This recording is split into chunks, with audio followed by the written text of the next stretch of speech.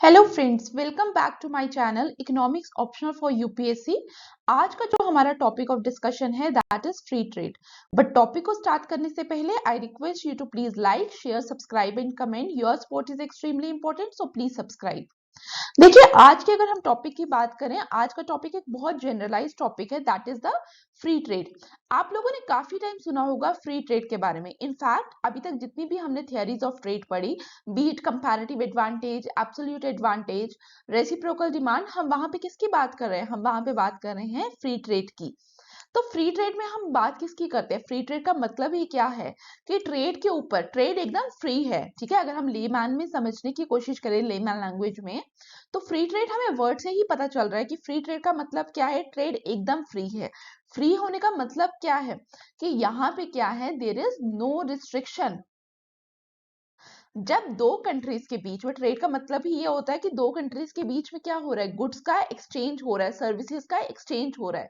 तो हम क्या बात कर रहे हैं, जब भी दो countries, for example India and the USA are trading partners, India और यूएस क्या कर रहे हैं, ट्रेड कर रहे हैं। और अगर फ्री ट्रेड है, इसका मतलब जब इंडिया से यूएस की तरफ गुड जाएगा, मतलब इंडिया एक्सपोर्ट करेगा यूएस को सम कमोडिटी, उस समय क्या करेगा यूएस, यहाँ पे कोई भी उसके ऊपर टैरिफ नहीं लगाएगा, कोई भी कोटा नहीं लगा रहा। इनफैक्ट हम क्या बोलेंगे, यहाँ पे कोई भी रिस्ट्रिक्शन नहीं है और एब्सेंस ऑफ रिस्ट्रिक्शन। तो फ्री ट्रेड के टॉपिक के अंदर हम यही पढ़ेंगे कि किस तरीके का ट्रेड होता है दो कंट्रीज के बीच में। और यहाँ पे इसके कंट्रेरी जो फिलॉसफी आती है that is the philosophy of protectionism.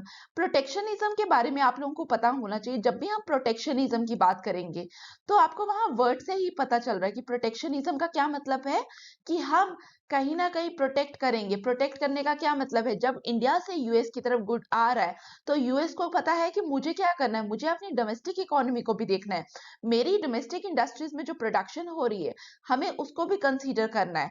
तो वहां पे वो क्या करेगा, वो अपनी डोमेस्टिक इंडस्ट्रीज को प्रोटेक्ट करने की कोशिश करेगा। और जब डोमेस्टिक इंडस्ट्रीज को वो प्रोटेक्ट कैसे करेगा, जब इंडिया टू यूएस गुड आ रहा है तो वो हर गुड को इजीली एंटर नहीं करने देगा।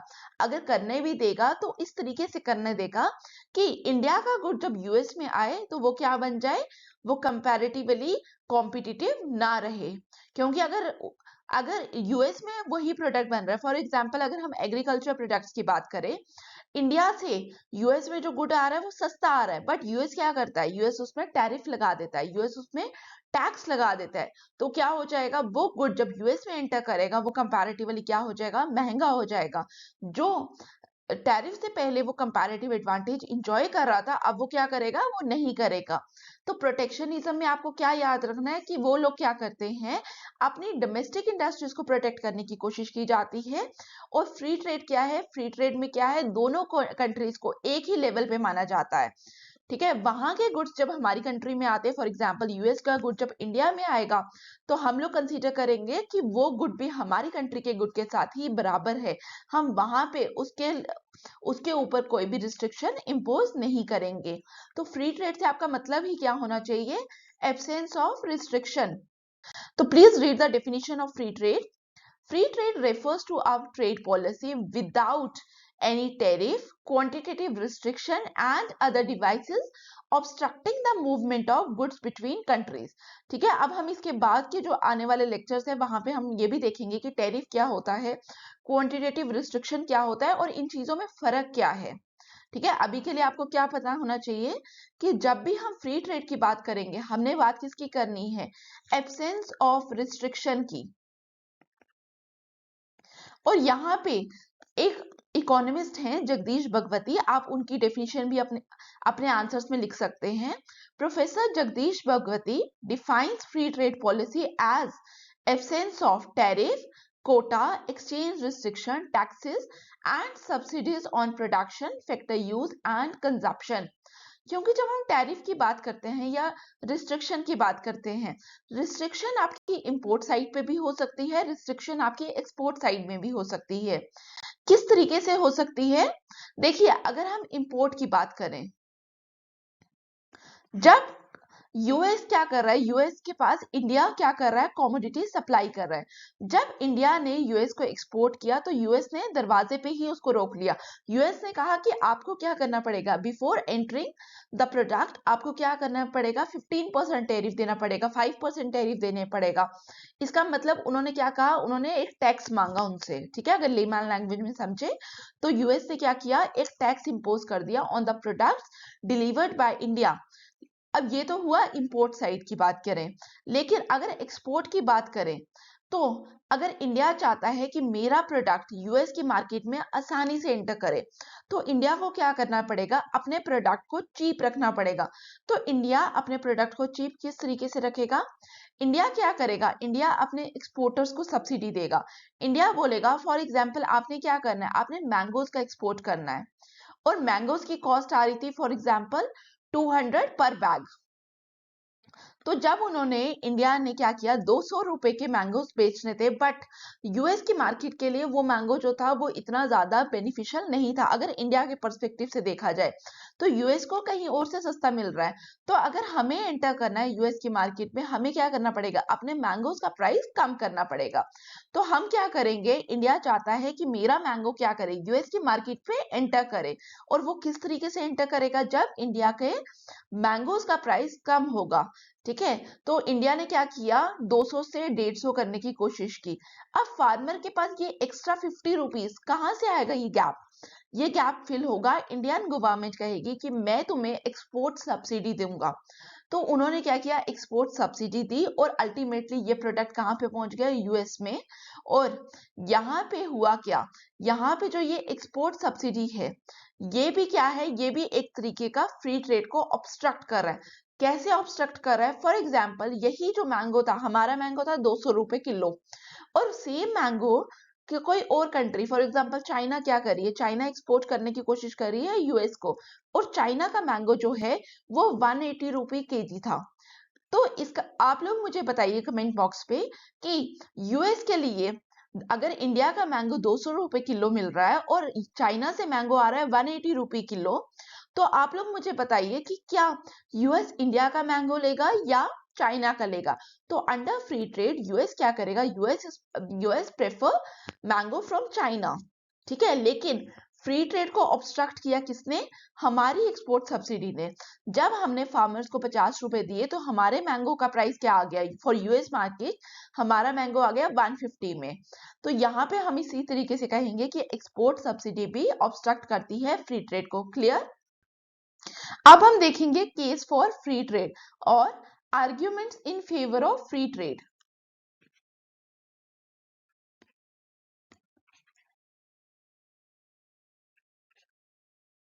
ये क्वेश्चन जो है अभी तक यूपीएससी ने नहीं पूछा, बट इस तरीके के क्वेश्चंस के चांसेस होते हैं कि हो सकता है 10 मार्कर में आपसे आ जाए, ठीक है। तो 10 मार्कर के लिए भी आप लोगों को पता होना चाहिए। तो केस फॉर फ्री ट्रेड की अगर हम बात करें तो आप लोगों को पता है, मैंने काफी टाइम आपको लेक्चर्स में बताया कि फ्री ट्रेड को कौन कौन स्ट्रेस देते हैं फ्री ट्रेड के ऊपर।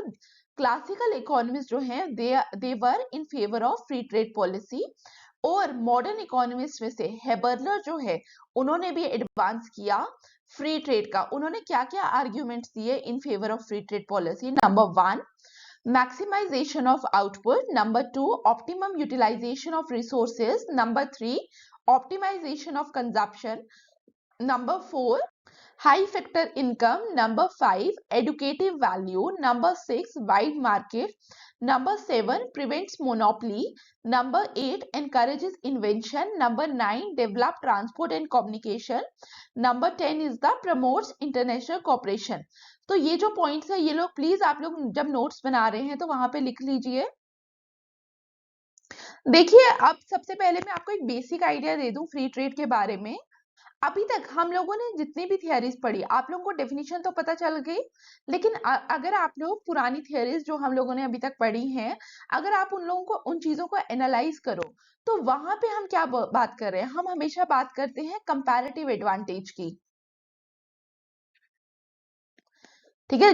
जो मर्जी थियरी हो कहीं ना कहीं हमने वहां पे बात की है कंपैरेटिव एडवांटेज की। तो वहां पे हम बोलते क्या है कि जो प्रोडक्ट हमारी कंट्री पे सस्ते में बन रहा है, ठीक है, हमें क्या करना चाहिए, वही प्रोड्यूस करना चाहिए और वही उसी प्रोडक्ट को एक्सपोर्ट करने की कोशिश करनी चाहिए। तो हम लोग बात क्या कर रहे हैं, हम लोग बात कर रहे हैं चीपनेस की, कि जो हमारी कंट्री पे सस्ता बिक रहा है तो हमें क्या करना चाहिए, दूसरे की कंट्री पे वही वही बेचने की कोशिश करनी चाहिए, या हम बोलें एक्सपोर्ट करने की कोशिश करनी चाहिए। और जो प्रोडक्ट हमारे यहाँ पे महंगा बन रहा है, हमें क्या करना है, उस प्रोडक्ट को दूसरी कंट्री से अपनी कंट्री पे लेकर आना है। तो हमें वो प्रोडक्ट क्या करना है, इंपोर्ट करना है। तो हम बात किसकी कर रहे हैं, हम चीपनेस की बात कर रहे हैं। हमें क्या करना है, हमें प्रोडक्ट सस्ते में लेना है और दूसरी कंट्री के लिए आप एक्सपोर्ट कर रहे हो, इसका मतलब दूसरी कंट्री को भी वो प्रोडक्ट सस्ते में मिल रहा है। तो पहली बात तो हमेशा किसकी करते हैं, प्राइसेस में, कि फ्री ट्रेड के बाद क्या होगा, प्राइसेस जो है, प्राइसेस हमेशा कम हो जाएंगे। और दूसरी बात, आपकी कंट्री में फॉर एग्जांपल रबर प्रोड्यूस हो रहा है, दूसरी कंट्री में कोई और चीज प्रोड्यूस हो रही है, फॉर एग्जांपल टेक्सटाइल प्रोड्यूस हो रहा है, तो आपने क्या किया, आपने एक्सचेंज करना स्टार्ट कर दिया गुड्स को अंडर फ्री ट्रेड। और यहां से क्या हुआ, कंज्यूमर के पास ज्यादा से ज्यादा चॉइसेस आएंगी। तो हम क्या बोलेंगे, कंज्यूमर के पास क्या होंगी, मोर चॉइसेस। समझ आ रहा है किस तरीके से रिलेट हो रहा है। तीसरी चीज, अगर आपकी कंट्री में कोई चीज सस्ते में प्रोड्यूस हो रही है, ठीक है, इसका मतलब क्या है, कहीं ना कहीं आपके पास क्या है, बेटर टेक्नोलॉजी है to produce that particular product. तो आप क्या करोगे, अब दूसरी कंट्री है, दूसरी कंट्री भी चाहती है कि मैं क्या करूं, मैं वही प्रोडक्ट को सस्ते में प्रोड्यूस करूं। तो कहीं ना कहीं क्या होगा, वो आपसे टेक्नोलॉजी भी ले सकता है।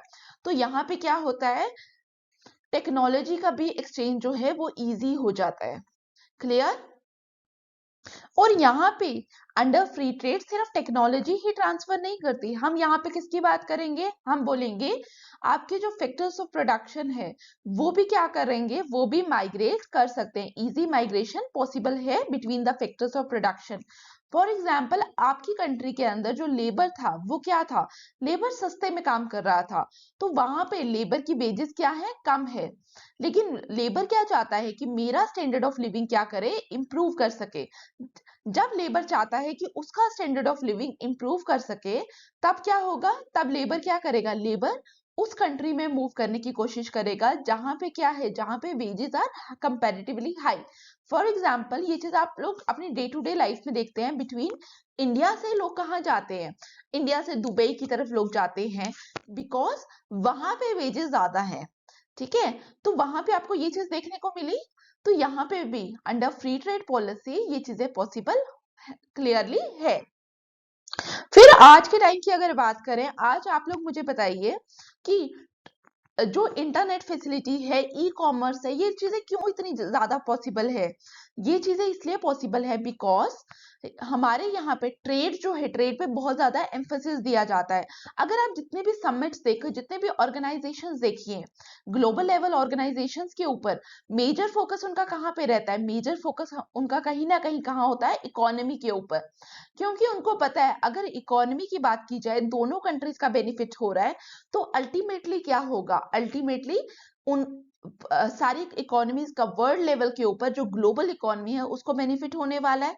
तो वो लोग क्या करते हैं, वो लोग जब भी इकोनॉमिक समिट्स करते हैं तो वहां पे एक मेजर फोकस उनके इंफ्रास्ट्रक्चर के ऊपर भी होता है, जैसे रोड के ऊपर, रेलवेज के ऊपर। ठीक है, इस तरीके से भी होता है। जैसे अगर आज के आप प्रेजेंट सिनेरियो की बात करो, तो यहाँ पे तो आप लोगों ने न्यूज में भी काफी टाइम देखा होगा, India middle east Europe corridor. क्यों हम इस पूरे रीजन को कनेक्ट करने की कोशिश कर रहे हैं, द रीजन बीइंग, हम लोग क्या चाहते हैं, हमारी इकोनॉमीज डेवलप करे। और डेवलप कैसे करेगी, जब ज्यादा से ज्यादा ट्रेड होगा। तो ट्रेड की पॉसिबिलिटी को बढ़ाने के लिए हम लोग क्या कर रहे हैं, इन एरियाज को डेवलप कर रहे हैं। तो रीजन था ट्रेड, बट उसका इम्पैक्ट क्या आ रहा है, उसका इम्पैक्ट आपको दिख रहा है कि कनेक्टिविटी बढ़ रही है, रोड्स की फॉर्म में, रेलवेज की फॉर्म में। ठीक है, एयरवेज तो ऑलरेडी डेवलप हैं। तो इस तरीके से आपको दिख रहा है कि कहीं ना कहीं हम किसकी बात कर रहे हैं, मल्टीलेटरल ट्रांसपोर्टेशन की हम बात कर रहे हैं। और इसी तरीके से हम लोग क्या देख रहे हैं, आज के प्रेजेंट सिनारियो में ई कॉमर्स कितनी तेजी से चल रहा है, इंटरनेट कितनी तेजी से काम कर रहा है। क्लियर। तो फर्स्ट पॉइंट को प्लीज रीड करिए, Maximization of output. Under free trade, a country specializes in the production of those commodities which is relatively best suited to produce and export them in exchange for those import which it can obtain more cheaply. तो यहाँ पे अगर इस point को आप analyse करिए तो ये वही पॉइंट है जो हम कंपैरेटिव एडवांटेज थ्योरी के अंदर पढ़ते हैं कि जो प्रोडक्ट आपकी कंट्री पे सस्ता प्रोड्यूस हो रहा है आपको उसी को प्रोड्यूस करना चाहिए और उसी को एक्सपोर्ट करना चाहिए, और जो प्रोडक्ट आपकी कंट्री पे महंगा प्रोड्यूस हो रहा है आपको क्या करना चाहिए, आपको उस प्रोडक्ट को इंपोर्ट करना चाहिए। द रीजन बी वो आपको क्या पड़ेगा, वहां से सस्ता पड़ेगा। तो यहाँ पे हम किसकी बात कर रहे हैं, हम चीपनेस की बात कर रहे हैं। ठीक है, तो यहाँ पे क्या होगा, मैक्सिमाइजेशन ऑफ आउटपुट की बात होगी। Why maximization of output, maximization of output किस तरीके से होगा। फॉर एग्जाम्पल, अगर आपको कंपैरेटिव एडवांटेज मॉडल याद हो तो वहां पे हम बात कर रहे हैं, हमने वहां पे प्राइसेस पे बात नहीं की, हमने वहां पे बात क्या की है, हमने बात की लेबर पे। अगर फॉर एग्जांपल रबर प्रोड्यूस करने के लिए इंडिया का 8 यूनिट्स ऑफ लेबर लगता था in the production of rubber, ठीक है, लेकिन टेक्सटाइल प्रोड्यूस करने के लिए इंडिया के अंदर क्या लग रहा है, इंडिया के अंदर 4 यूनिट्स ऑफ लेबर लग रहा है। और मलेशिया की अगर हम बात करें, और मलेशिया में फॉर एग्जांपल रबर प्रोड्यूस करने के लिए 7 यूनिट्स ऑफ लेबर लग रहा है और टेक्सटाइल प्रोड्यूस करने के लिए 6 यूनिट्स ऑफ लेबर लग रहा है। तो क्या करना चाहिए मलेशिया को, क्या करेगा मलेशिया, मलेशिया शिफ्ट हो जाएगा इन द प्रोडक्शन ऑफ रबर, और इंडिया क्या करेगा, इंडिया शिफ्ट हो जाएगा इन द प्रोडक्शन ऑफ टेक्सटाइल। तो पहले क्या हो रहा था, पहले 4 यूनिट से टेक्सटाइल प्रोड्यूस हो रहा था, बट बिफोर ट्रेड कुछ लेबर कहाँ पे यूटिलाइज हो रहा था, in the production of rubber. But after free trade क्या हुआ, India tries to specialize in the production of textile. तो जितना भी यहाँ से रिमेनिंग लेबर है, that is the 4 units, that is the remaining labour, वो कहाँ पे यूटिलाइज होगा, टेक्सटाइल पे। और यहाँ से हमें देखने को मिलेगा कि आधे लेबर पे, रबर में अगर 8 यूनिट्स ऑफ लेबर प्रोड्यूस हो रहा था और 1 यूनिट ऑफ रबर प्रोड्यूस हो रहा है, तो 8 यूनिट ऑफ लेबर, टेक्सटाइल कितना प्रोड्यूस करेगा, 2 यूनिट्स ऑफ टेक्सटाइल। तो हमें क्या देखने को मिला कि with the same amount of labour India क्या करेगा, ज्यादा से ज्यादा टेक्सटाइल प्रोड्यूस करेगा, और likewise the case for Malaysia. तो हमने यहाँ पे क्या बोलेंगे कि maximisation of output is possible under the context of free trade. This maximises the output of all the participating country, जैसे हमने इंडिया का भी देखा और मलेशिया का भी देखा, because all gain from trade which in turn increases the real national income of the world economy. Real national income का मतलब क्या है, दैट इज द आउटपुट, यहाँ आउटपुट को रेफर किया जा रहा है। Thus, free trade leads to the maximization of output, income and employment. Clear हुआ फर्स्ट पॉइंट। तो फ्री ट्रेड की वजह से हम लोग क्या बोलेंगे, free trade leads towards maximization of output.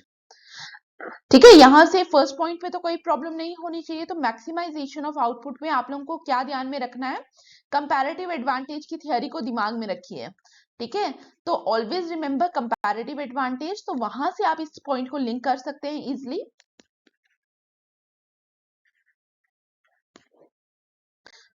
अब now moving to second point, that is the optimum utilization of resources. तो जब मैंने आपको समझाया कि कंपैरेटिव एडवांटेज वाला, अपनी अपनी नोटबुक्स में वीडियो को पॉज करके कंपैरेटिव एडवांटेज वाली वीडियो वाले जो आपने नोट्स बनाए हैं तो प्लीज उसको रेफर करिए। तो वहां पे हम लोगों ने क्या बात की कि वहां पे each country specialises in the production of those goods for which it has abundant supply of natural resources. As a result, the existing resources in each trading country are employed more productively and the resource allocation becomes more efficient. ठीक है, तो वहां पे आप लोगों ने notes खोले अपने, तो वहां पे हम क्या कर रहे हैं, हम जब कंपैरेटिव एडवांटेज को डिस्कस कर रहे हैं तो आप लोगों को समझ आ रहा होगा कि इंडिया क्या कर रहा है, India tries to specialize in the production of textile. By textile because वो टेक्सटाइल को क्या कर रहा है, कम कॉस्ट पे प्रोड्यूस कर रहा है। कम कॉस्ट का मतलब क्या है इकोनॉमिक्स में, कि more efficiently India tries to produce as well as export what, textile. ठीक है, तो लाइकवाइज अगर आप मलेशिया की एग्जांपल देखो तो मलेशिया क्या कर रहा है, मलेशिया सस्ते में मोर एफिशिएंटली क्या प्रोड्यूस कर रहा है, रबर। तो हम यहाँ पे इस पॉइंट में हम वही बात करेंगे कि दोनों इकोनॉमीज क्या कर रही हैं कि ऑप्टिमम यूटिलाइजेशन ऑफ रिसोर्सेज की तरफ मूव कर रही हैं।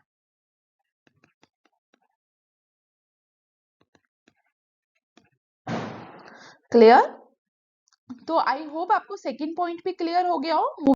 अब यहाँ पे देखिए थर्ड पॉइंट क्या है, that is the optimization of consumption. देखिए फ्री ट्रेड से पहले जब आप लोग क्या कर रहे थे, आप ऑटोर्की की स्टेज में थे, आप लोग क्या कर रहे हैं, जो प्रोड्यूस कर रहे हैं वो खुद ही कंज्यूम कर रहे हैं। आपको रबड़ भी चाहिए था, आपको टेक्सटाइल भी चाहिए। आप लोग क्या करेंगे, आप विद इन द कंट्री ही आपको लेना है, बट आपकी कंट्री पे तो रबड़ महंगा मिल रहा है, तो आप लोग क्या करेंगे, आपको फॉर एग्जाम्पल आपकी पॉकेट में 100 रुपीज है और रबड़ जो आपको चाहिए वो कितने का मिल रहा है, 50 रुपीज में मिल रहा है आपकी कंट्री के अंदर। तो आपके पास टेक्सटाइल के लिए क्या बचा, 50 रुपीज ही बचे। ठीक है, तो लेकिन 50 रुपीज में आपकी कंट्री के अंदर अब टेक्सटाइल जो है वो नहीं मिल रहा है। ठीक है, लेकिन अब क्या हुआ, अब हम लोग ऑटोर्की की जगह कहाँ पे मूव कर गए, फ्री ट्रेड की तरफ मूव कर गए। फ्री ट्रेड की वजह से क्या हुआ, रबड़ जो था, रबड़ सस्ता है।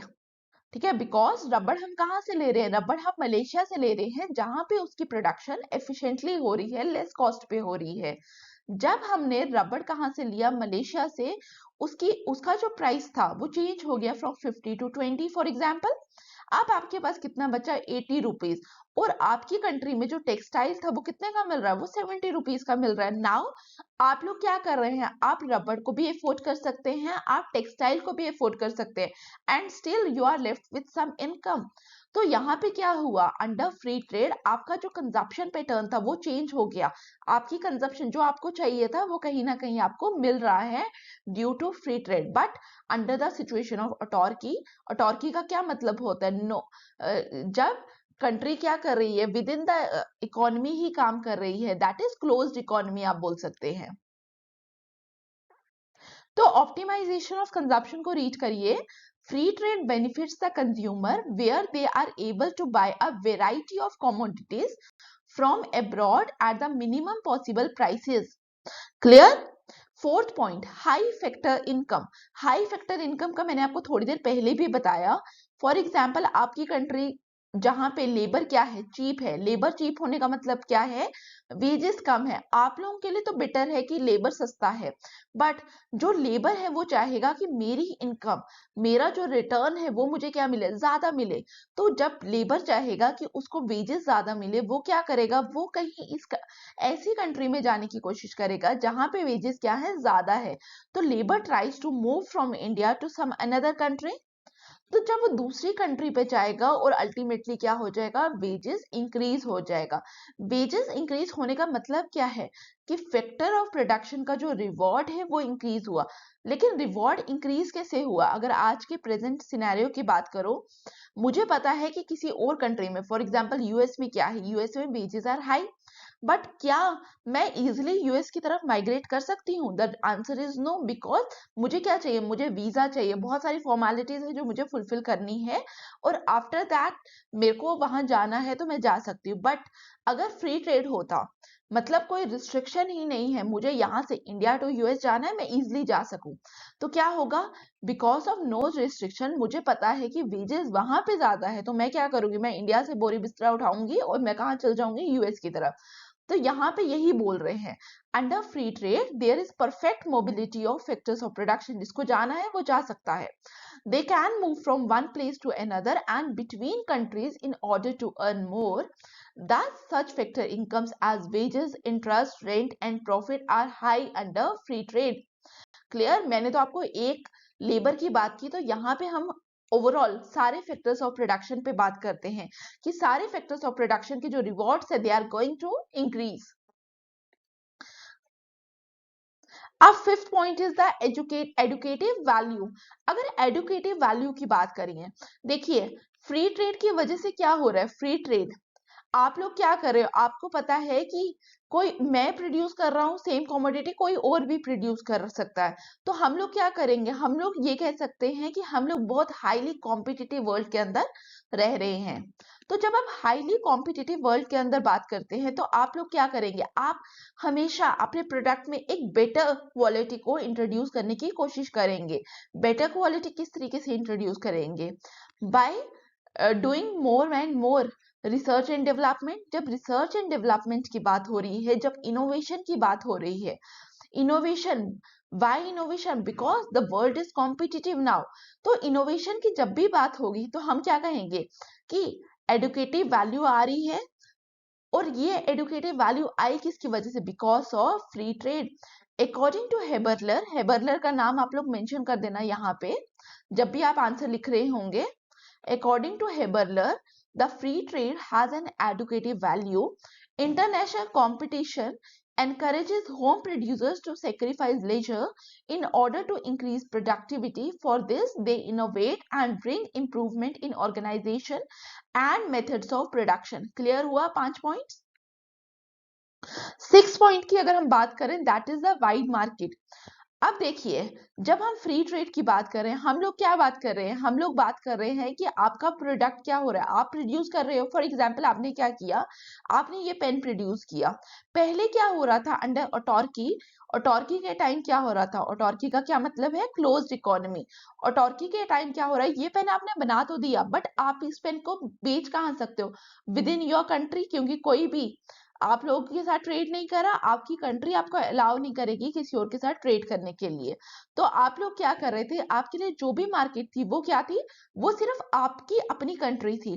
बट जैसे ही आपके लिए फ्री ट्रेड ओपन हुआ, आप यही पेन क्या कर रहे हैं, यही पेन यूएस को भी बेच रहे हैं, यही पेन चाइना को भी बेच रहे हैं, यही पेन आपका अफ्रीका में भी जा रहा है एंड सो ऑन। तो आपके लिए हम क्या बोलेंगे, आपके लिए कहीं ना कहीं थ्रू फ्री ट्रेड क्या होगा, अ नंबर ऑफ मार्केट्स जो है वो ओपन अप होगी।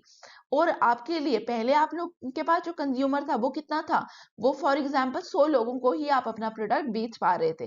अब आपके पास क्या हो गया, आपका जो कंज्यूमर है वो मल्टीप्लाई हो गया, वो लैक्स में पहुंच गया, ठीक है, एंड देन वो लाख से करोड़ पे जा रहा है। तो आपको क्या देखने को मिलेगा कि आपकी जो मार्केट है that's now widen up, as the demand for goods is not confined to one country but to a number of countries. The entire world becomes the market for all types of goods. Clear हुआ? Seventh point is that it prevents monopoly. Monopoly आप लोग समझते हैं क्या होता है, आप लोग मुझे कमेंट बॉक्स में बताएंगे what do you mean by monopoly. Micro economics का कॉन्सेप्ट है, तो प्लीज आई होप आप लोगों को ये पता है कि मोनोपली होता क्या है।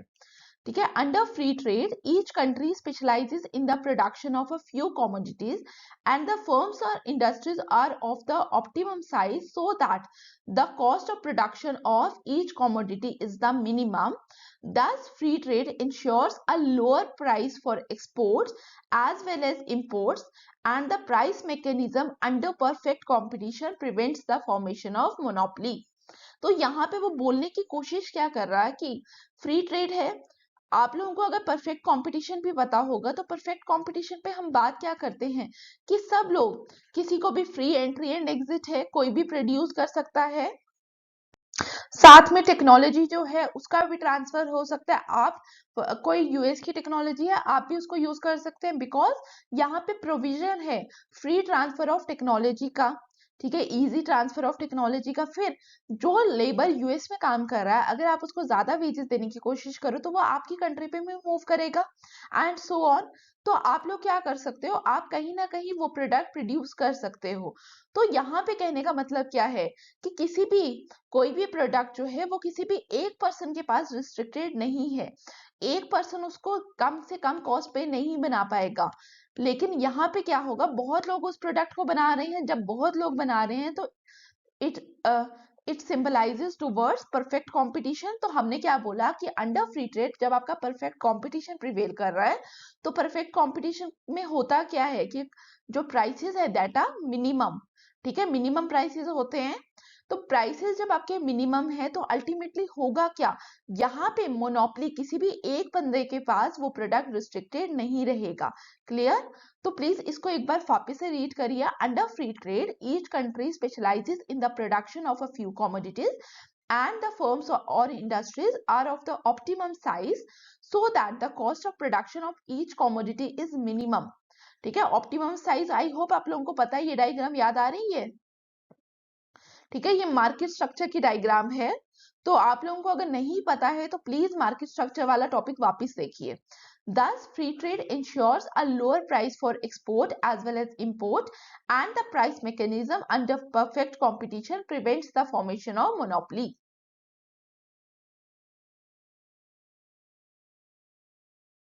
Number 8, it encourages invention. ये पॉइंट तो हम लोग ऑलरेडी डिस्कस कर चुके हैं जब हमने एडुकेटिव वैल्यू का पॉइंट डिस्कस किया, तो वहीं पे हम लोगों ने इस चीज को भी डिस्कस किया। ठीक है, इसको वापस से रीड कर लीजिए। Free trade encourages nation to produce the best and the cheapest product in order to gain more. Number 9, develops transport and communication. ये मैंने आपको पहले भी समझाया है कि ये पॉइंट क्या बता रहा है, और यहाँ पे आप लोग किसकी एग्जांपल दे सकते हैं, आप लोग India, middle east and Europe corridor की बात कर सकते हैं। और भी काफी सारे कॉरिडोर हैं जो भी आप लोगों को न्यूज में दिखता है, आप उसको मेंशन कर सकते हैं।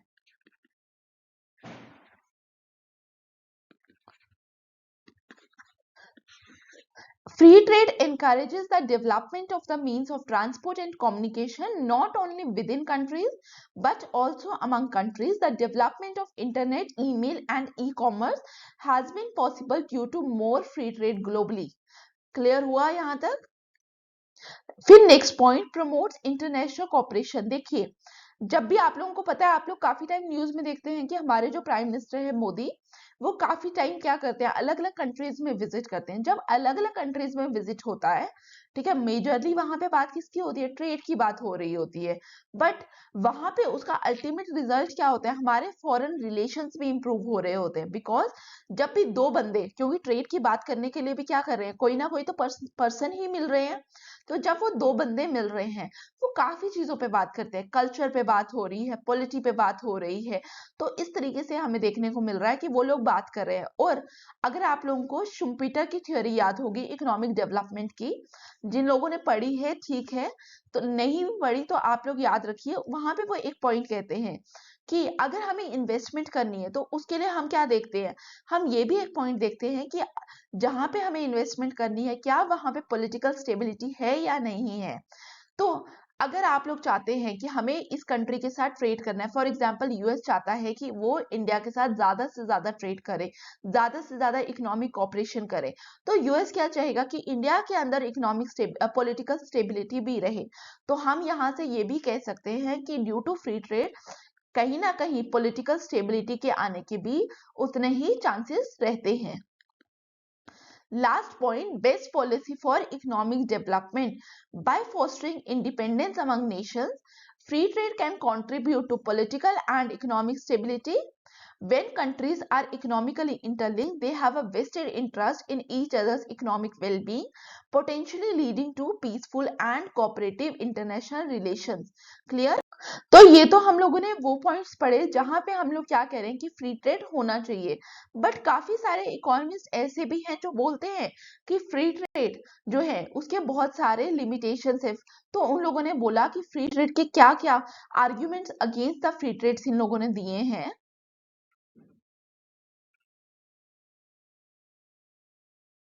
फर्स्ट पॉइंट क्या है, job loss and displacement. Critics argue that free trade can result in the loss of domestic jobs as companies move production to countries with lower labor costs. Industries that cannot compete with cheaper imports may downsize or shut down, leading to unemployment and economic dislocation of for workers in affected sectors। देखिए, अभी तक भी हम बात क्या कर रहे हैं, हम लोग बात कर रहे हैं कंपैरेटिव। तो अभी तक जब भी हमने बात की कंपैरेटिव एडवांटेज की, हम लोग बात क्या कर रहे हैं, हम हमेशा फोकस कर रहे हैं कि हमारी कंट्री में क्या होगा, बाहर से प्रोडक्ट आएगा, बाहर से हम क्यों इंपोर्ट कर रहे हैं, द रीजन बीइंग क्योंकि जो बाहर की कंट्री का प्रोडक्ट है वो कंपैरेटिवली चीपर है, सस्ते में प्रोडक्ट मिल रहा है, तो हम लोग क्या करेंगे, हम बाहर से लेंगे। ये तो पर्सपेक्टिव है कंज्यूमर साइड का।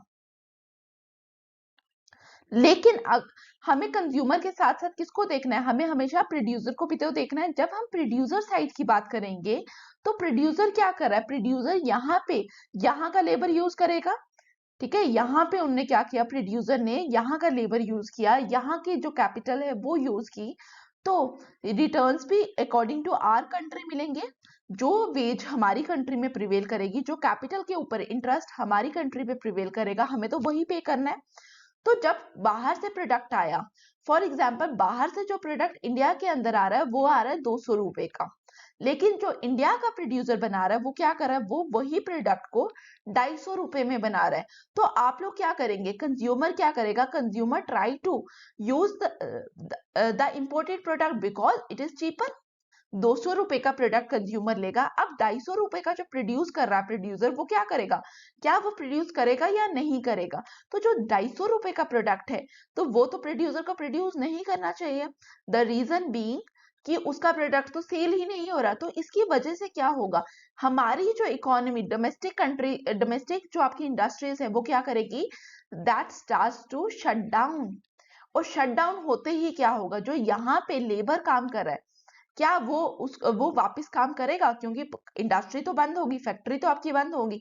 तो यहाँ पे क्या होगा, जो लेबर है वो भी क्या होगा, रिलीज हो जाएगा। तो यहाँ पे हम क्या बोलेंगे, इट रिजल्ट्स इनटू अनएम्प्लॉयमेंट।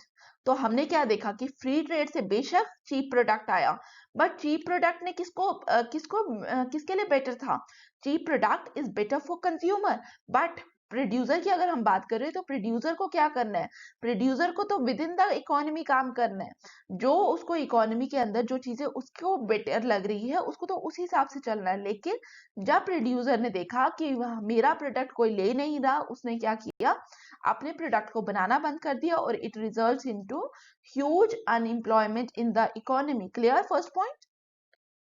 अब देखिए सेकंड पॉइंट में, that is the national security concern. तो यहाँ पे मैं आप लोगों के साथ एक एग्जांपल शेयर करना चाहूंगी।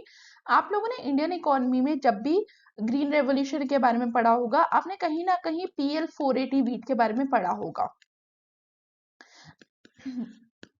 तो हम सब जानते हैं कि इंडिया जो है जब पार्टीशन हुआ तो इंडिया में क्या हुआ, इंडिया में जो हाईली फर्टाइल रीजन्स थे, जैसे बांग्लादेश, जो प्रेजेंट डे बांग्लादेश है वो भी पाकिस्तान को चला गया, और जो वेस्ट पंजाब था वो भी किसको चला गया, पाकिस्तान को। तो हमारे यहाँ पे क्या हुआ, हमारे यहाँ पे एग्रीकल्चरल लॉस होना स्टार्ट हो गया।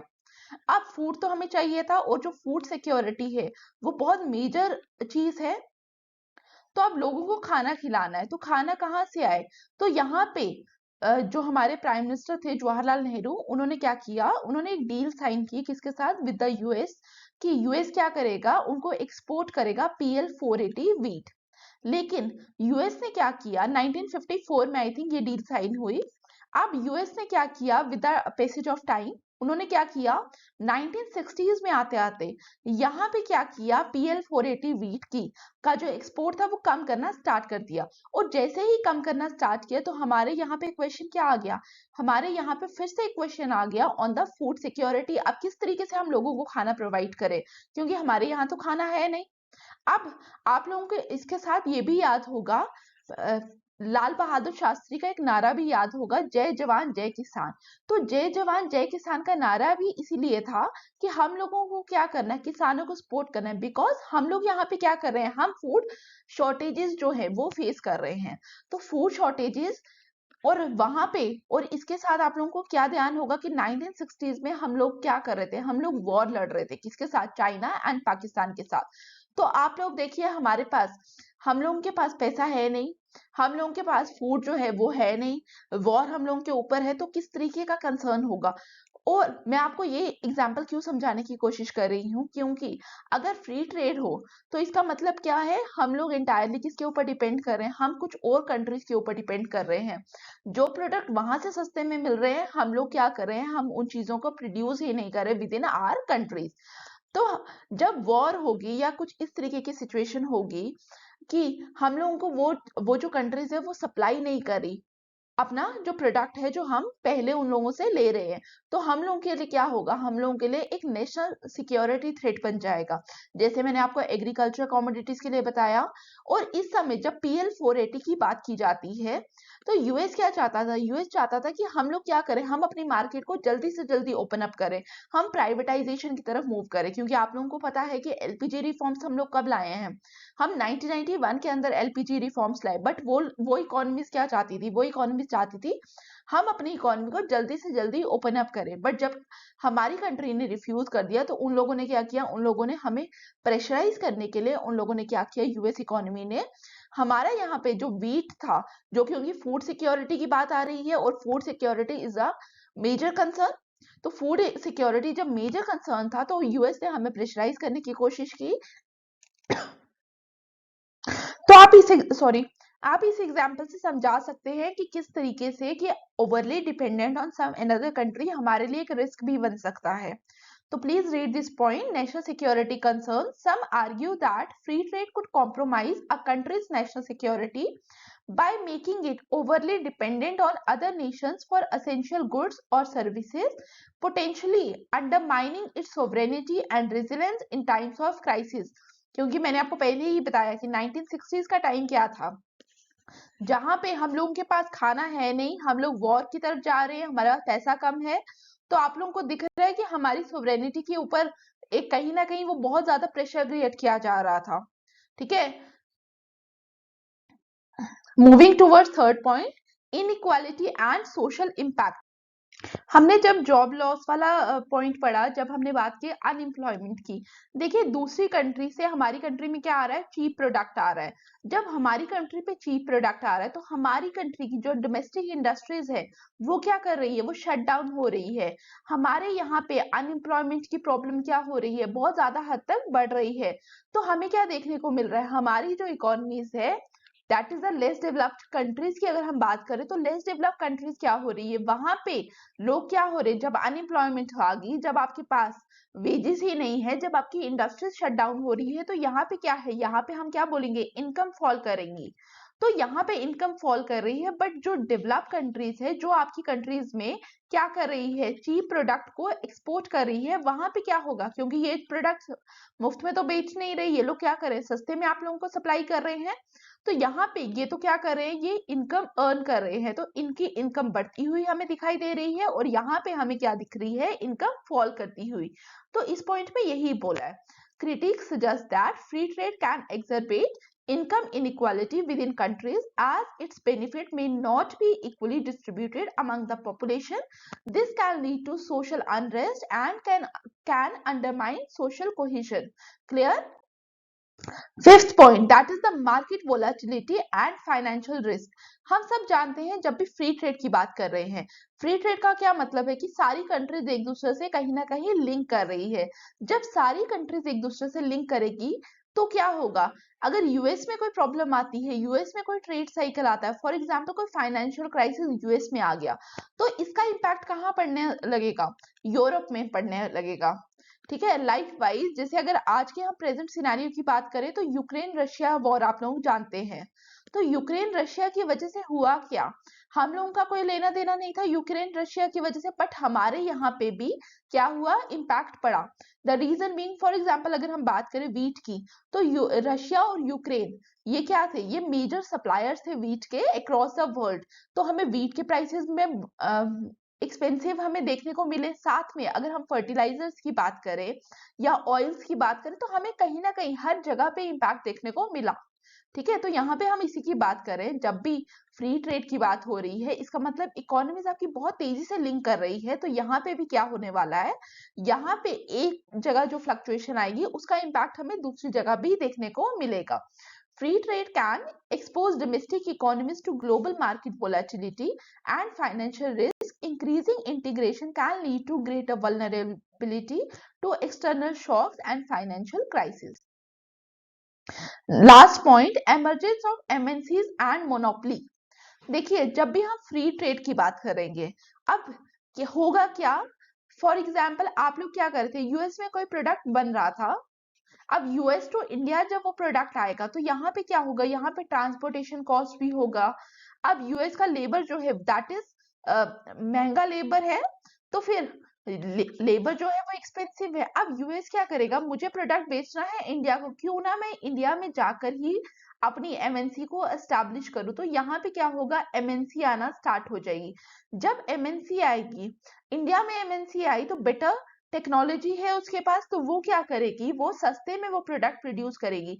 और यहाँ पे जो हमारी इंडिया की डोमेस्टिक इंडस्ट्रीज है वो क्या करेगी, वो उस इंडस्ट्री को फेस नहीं कर पाएगी। क्योंकि जो अपोनेंट्स है वो क्या बोलते हैं, अपोनेंट्स कहते हैं कि हम लोग बोलते हैं कि ठीक है, जो इसको सपोर्ट करते हैं फ्री ट्रेड को, वो बोलते हैं कि free transfer of technology, but ऐसा होता नहीं है। एक्चुअल जो मैनेजरियल, जो टॉप लेवल का जो एडमिनिस्ट्रेटिव स्टाफ है, वो हमेशा कहाँ से आता है, फ्रॉम दैट स्पेसिफिक कंट्री।